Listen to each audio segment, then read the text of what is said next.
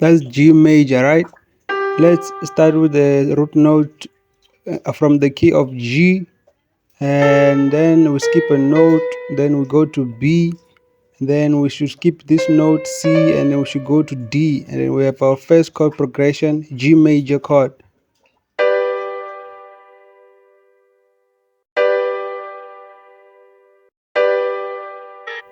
So now let's try to add 1 4 5, right?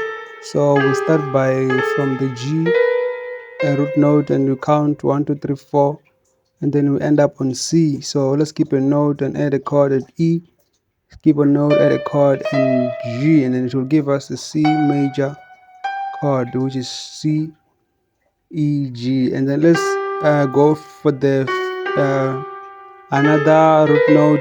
We'll find it from position 5 by counting and skipping until here, like, and then skip a note, add a note, skip a note.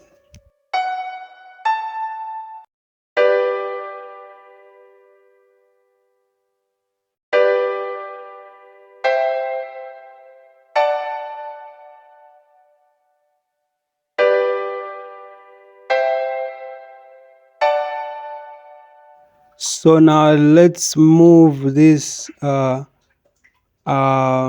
notes 12 down and down an octave, right? So let's move them 12 semitones and see how they sound.